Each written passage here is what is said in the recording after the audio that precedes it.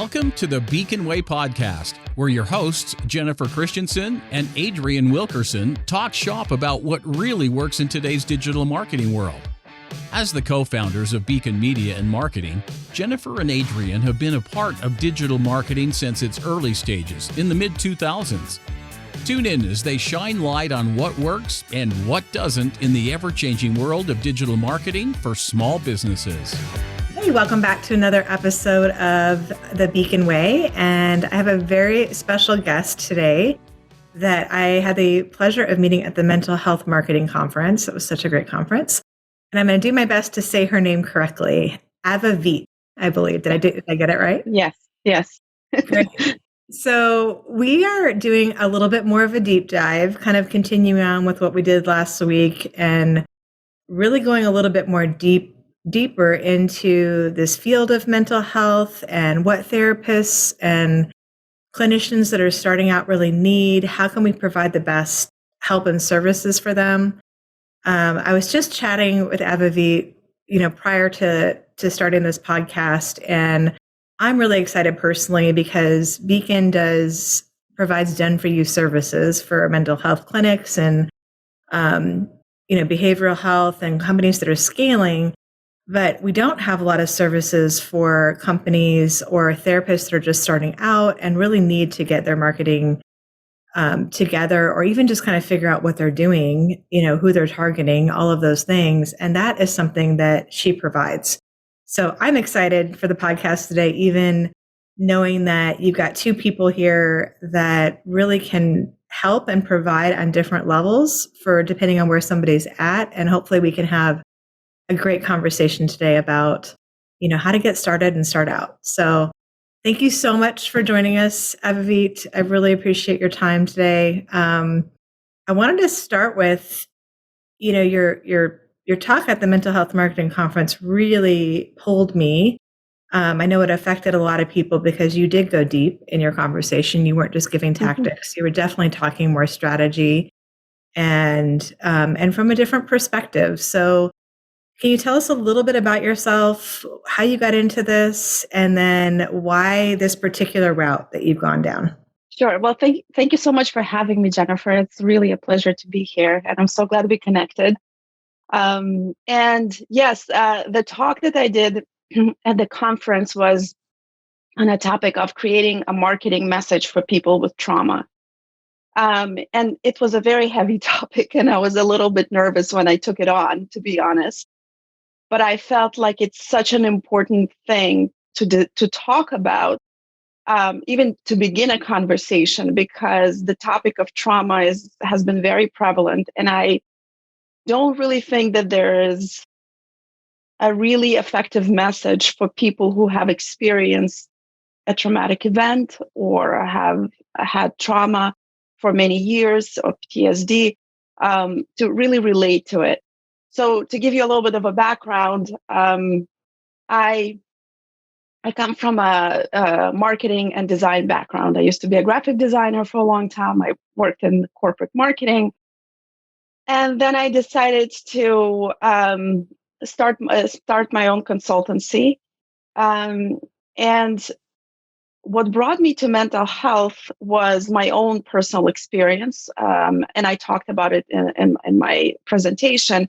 The apartment building where I lived burned down, and it affected almost 1,000 people and my family as well. We lost everything. And the process of looking for help, realizing first that you need help from a mental health professional, and actually looking for help sort of enlightened me to the need of bridging the gap between how mental health providers talk about their services and how people who need their services are looking for them.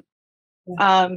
And it was especially true for me because even though, objectively looking at a house fire, it can be a traumatic event. It can be categorized as a traumatic event. I did not label it as such for myself.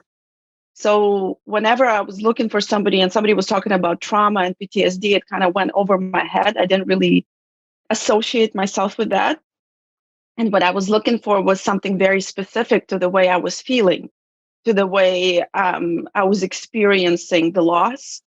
Um, and I just wanted to talk about it in the presentation and just take people on a journey of what it meant for somebody to understand that they need help, what may prevent them from seeking help, what kind of messages they're receiving from the outside, and what can ultimately motivate them to, book an appointment with a therapist and actually start working on it. I love that. I was really struck by that. We talk about in our company all the time about removing barriers. And and I heard that when you were talking from stage that you had barriers in your mind of thinking Yeah. that maybe I don't fit into the category of somebody who would need mental health help because I'm fine, I'm together. I mean, you had some things going on there, but then there was also the barriers externally, if I remember right, where the messaging that you were seeing, whether it was through social media or wherever you were seeing some of these messaging pieces from marketers, they were not hitting you in a way that you said, oh, that applies to me, right? They were not personalized to you, is what I really heard you saying. Is that accurate? Yeah, that's completely accurate. So the messaging, if you look on social media, the messaging about trauma is very descriptive. It's like, what is trauma? How trauma affects your nervous system? What are you experiencing maybe? And it's very clinical in some way, and it's very, a lot of professional jargon that regular people don't understand. And I see a lot of it with therapists, especially because they're so in that they're living that, right? So their messaging is basically for other therapists, for other professionals, or at Love least that. Right. for people who are like educated on mental health, but not Right. all of us are. So Well, most people are not. I mean, that's right. The majority. That's so good. I think that can happen in a lot of professions, but I have noticed because, as I told you, we got into this about 5 years ago. Also, trauma and tragedy in my own life that led me to even want to be a part of this industry. We chose this one yeah. specifically, but I think in this field in particular, it may be just healthcare in general too. Like there is a lot of that. You're just so used to the words that you're saying, and it makes sense to you. And I've seen ads out there for EMDR that just assume that people know what that is, and that's so far down the line from somebody who's experiencing a traumatic response or needs help. First of all, like when I experienced trauma in my life, I couldn't even think properly. Mhm. So, that is a typical response, and that happened for quite a while. So, like I didn't have the ability to go research necessarily on a deep level what is EMDR, or I wouldn't have even known to look for that at that point in my life. So, Yeah.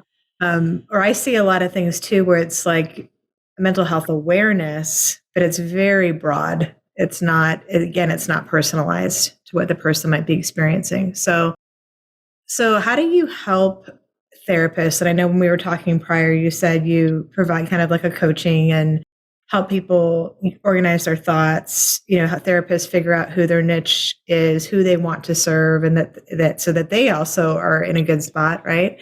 So how do you help them kind of break down those barriers and get to that language point where they can reach the right people? I really start asking a lot of questions. And one of the first session is usually dedicated to understanding their like ideal client, because I make them go there into this ideal client persona. And I'm like, well, tell me exactly when they come to the first session, what kind of questions are they asking you in their own words? Because you might diagnose them, very quickly. You might say, oh, because this person is experiencing anxiety or depression or whatnot. But uh, we have feelings that we're trying to express, like I can't fall asleep.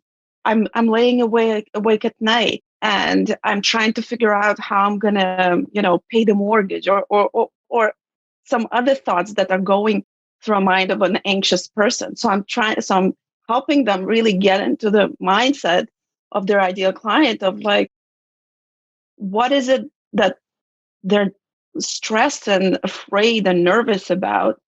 And also, what can't they overcome on their own, right? What do they need help with? And,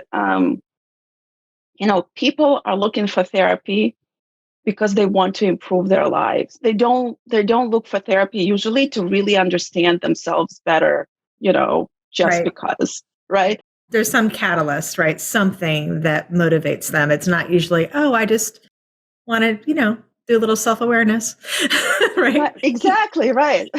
I mean, maybe it's a low percentage probably of people who want the self-awareness or next level of something like this. But usually, um, something must happen, like either with your child or with yourself, or or something that makes you feel like, okay, I can't handle it on my own anymore. And so this is the moment where you as a therapist need to meet them. This is the moment that you have to meet them and say, I see you, I see your pain, I understand, I'm here to help you get to, to a better place. So, and this is a lot of the work that I'm doing with my clients to basically, because they come to me and they say, I work with trauma and I work with with people who want to, find a sense of self. That's very, very general. That's non-specific, and this is not what people are looking for when they're typing in Google, right? No. No, I want to find a sense of self. No, that is not, I know that is not a popular search term. Exactly. And SEO, I mean, you probably do SEO. You probably Do a see lot all of the SEO. stats. Yeah.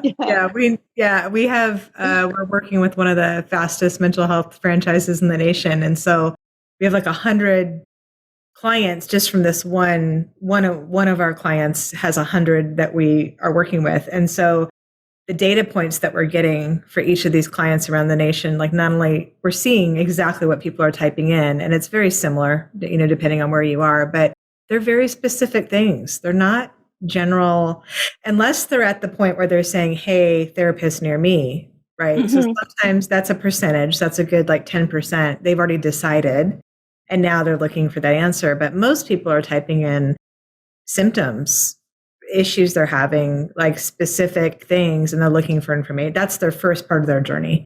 They're looking for, and it's very specific to what they're going through. Yeah. So if you're working, for example, with teenagers, right?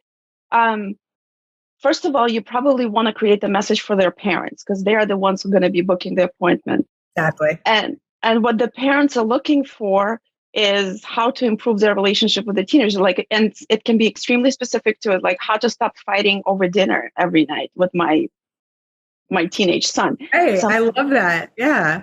Right, because as a parent, I have 3 children. They're all grown now, but 2 of them went through therapy, and I was the one that started looking, initially. And what triggered me was stuff like that. Hey, something's happening with them. I don't know what it is, but we're fighting or we're having these issues. And so that's what I started searching for. That's where my research started. So I think you're spot on with that. Yeah, exactly. These are the specific pains that people are trying to solve. So back to your journey, what was the final, and I know it was a painful journey to go through to even get to the point where you finally did, seek help. What was the catalyst at the end for you that really pushed you? Okay, now I'm definitely, I definitely do want to see somebody, or I feel like I'm ready for that. Yeah. So it was also symptom related, right? So I had very specific things that I was feeling.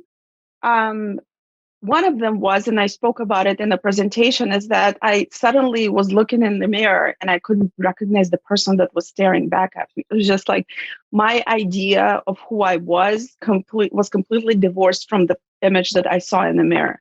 And it was like a very scary thought. And then I felt specific things, like I felt very lonely. I felt angry. I felt a sense of dread that something was going to happen to my family. And I didn't know how to figure these things out. But my journey started with typing in how to overcome a house fire emotionally, right? So exactly like you said, very specific. And then from that, it took me a while to get to the point of like, okay, I can't handle it anymore. Like I can't solve it on my own. Right. And this is why I think from working with therapists and from learning about their clients, this is the point where what people reach that they feel like I can't figure it out on my own. Like I tried many different things and that's it. Like I'm at wit's end. Help me. I feel like our world is so much more holistic now than it used to be. And the fact that we're able to take our own experiences in life and even professionally help others with that, I think is a beautiful thing. So I just really commend you also for, taking that experience and really deep diving into it and going, there's something here. Like there's a need other people have. It wasn't just about you. You then took it to the next level. So when did you start your business? When did you start, helping other therapists? I had the idea of working with therapists, but because I was such an outsider, I needed to kind of validate my idea because I started thinking about it in 2017. And at that point, I had two little kids and I didn't have a lot of time. And funnily enough, I was like, to validate my idea, I went to the mental health marketing conference. Yeah. 2018. Yeah, his first one or one of the first ones. Yeah, one of the first ones.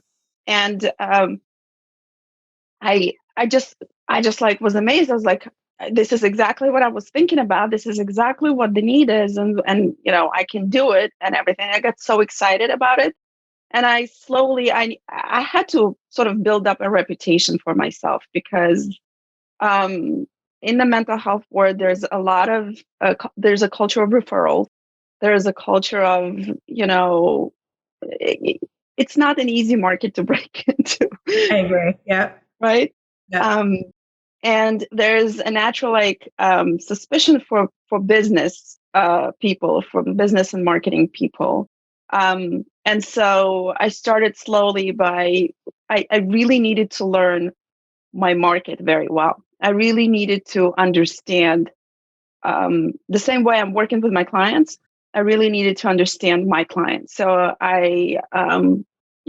slowly I started learning, working with more and more people, private practice owners, really trying to understand what the challenges are, what, the mindset, and try to speak their language as well, right? Because and again, I also had to kind of remove professional jargon. Like I understood that, when I'm talking about branding, it might be a little bit difficult to understand because it's not a tangible thing. People don't really understand. But when I changed and started talking about reputation, for example, and building reputation and putting it in those terms, it sort of evolved. And little by little, I created this brand for myself, for my own consultancy. Yeah, you use the same process for yourself that you're now advocating for them to use, and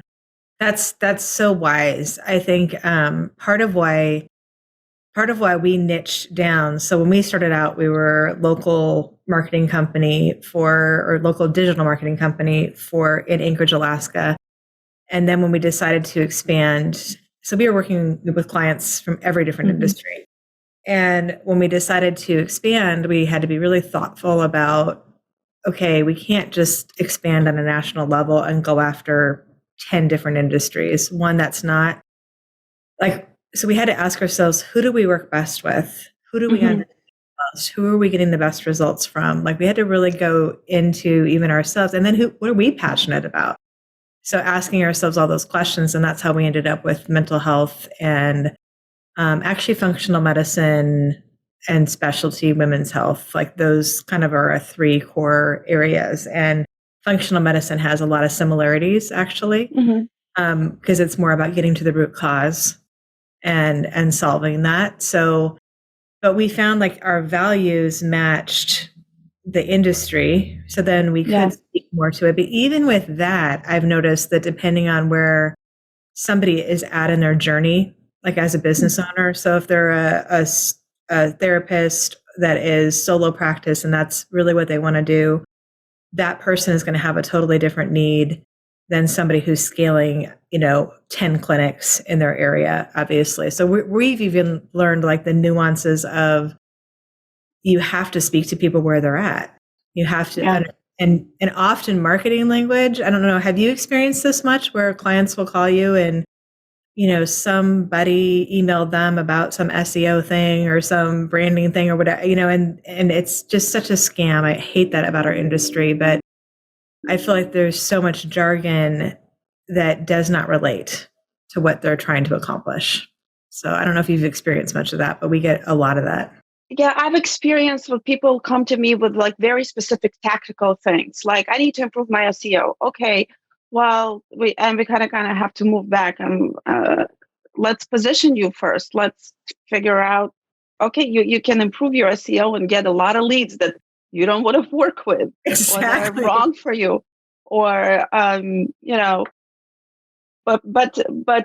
yes, marketing is more of a, I think, in the mindset of a lot of um, small practice owners. It's a very tactical, salesy kind of thing Correct. to attract clients. And I just had this conversation this week. This has been a huge conversation internally for us. There is a huge difference between strategy and tactics. And I do think, yes, so much of our industry, unfortunately, is focused on the tactics because that can produce results very quickly, as far as paid ads or improving SEO or those things. Like you can start seeing movement, but if it's not the right movement, if it's not, like you said, I mean, let's say we're getting somebody 50 leads, but only 2 of them are actually people that they really want to work with and they're going to be able to impact and help. That is a waste of money and time. So, Right. yeah. So I think, so you go back to okay, let's look at what your focus is first, right? I do, because, and especially if it's a solo practitioner, right? They have a limited amount of time that they can dedicate to, responding to inquiries, intake calls, and things like Right. that. So if they're going to keep getting leads that are not the right ones for them, right? They're wasting their time. They're gonna get discouraged and burned out. They gonna make decisions that are not in the best interest of their practice, right? So, I'm always going back to the base. I'm saying before you start running Google ads, let's figure out the language on your website, on your land. Let's figure out your landing page. Let's figure out who you're trying to attract, what you're trying to say to them. And because at the end of the day, if you are alone and you have to do everything, billable and non-billable hours, you really need to be efficient.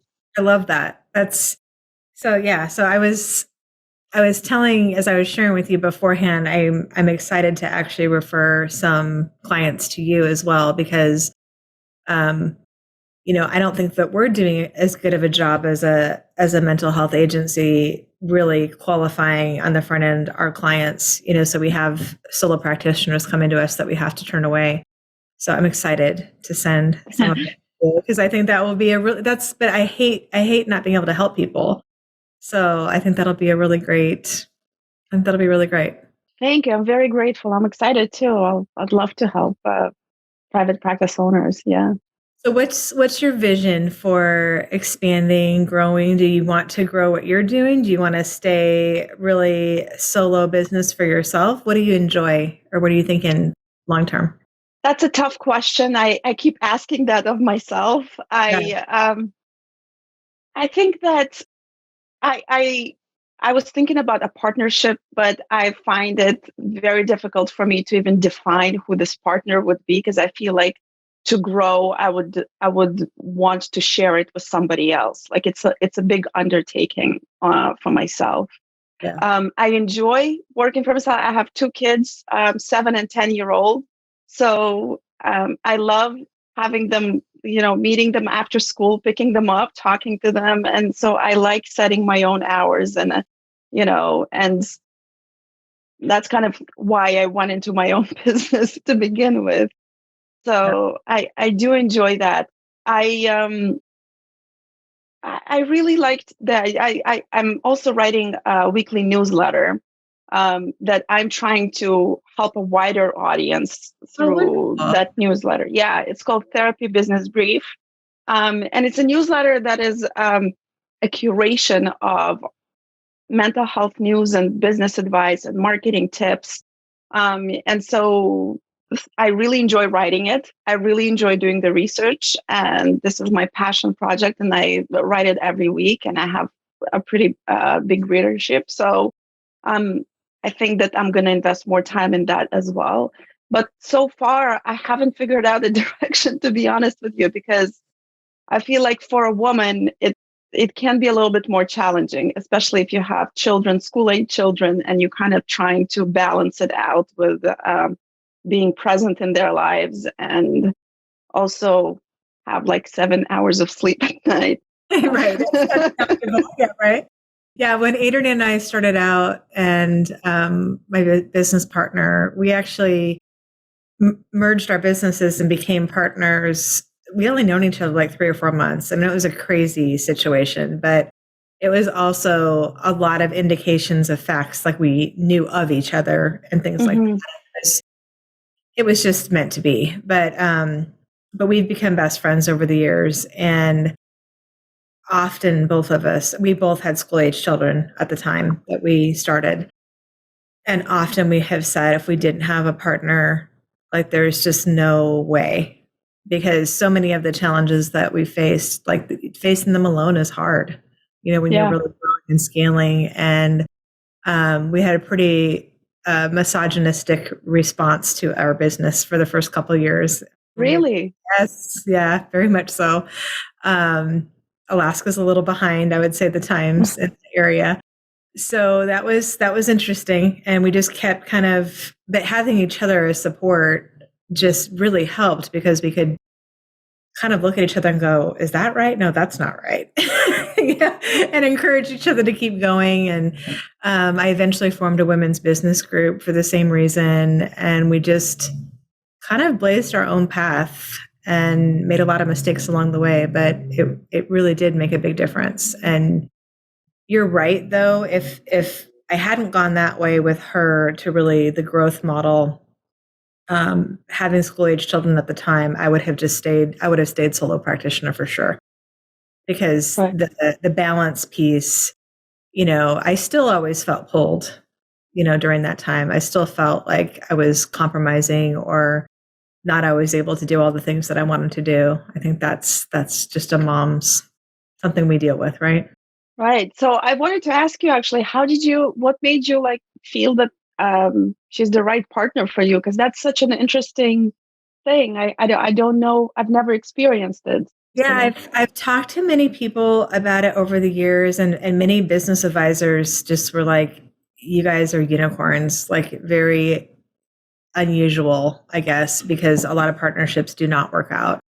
I think that there was 3 core factors. So one, it happened, I definitely believe a friend of mine has a term called God wink, right? Where it was like, I was really struggling as a solo practitioner finding good graphic designers and web people to outsource to. So I was doing like the strategy and the marketing piece, and I was having a hard time. I mean, people were flaky. It was really frustrating. So 2 different clients within 2 different weeks, I went into meetings and they had hired me and they had hired Adrian. So they had hired her for part of it and they had hired me for part of it. And I was like, oh, that's interesting. My first impression of her, though, she's like a very, very put together, like type A personality.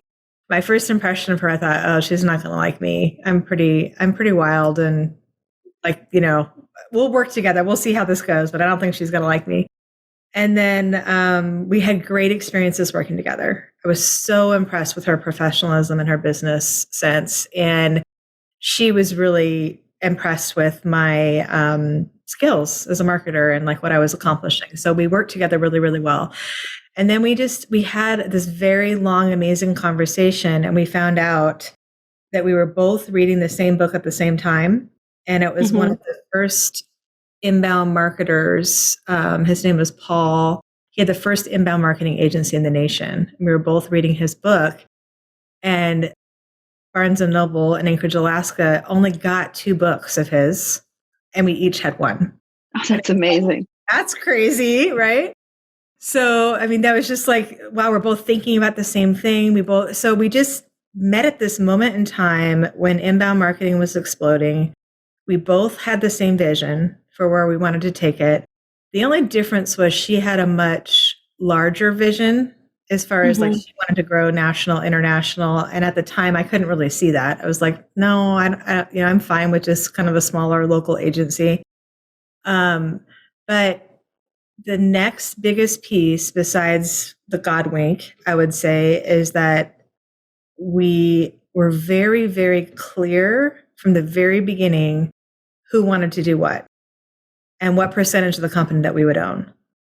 So we did not do 50-50. She took 51, I did 49. Now, she's never treated me, and I have never felt the entire relationship anything less than a total equal. But we had to almost make that decision in the beginning of who's going to be the CEO eventually, who's going to be the CMO and the other pieces of the company, which I knew that's what I wanted to do.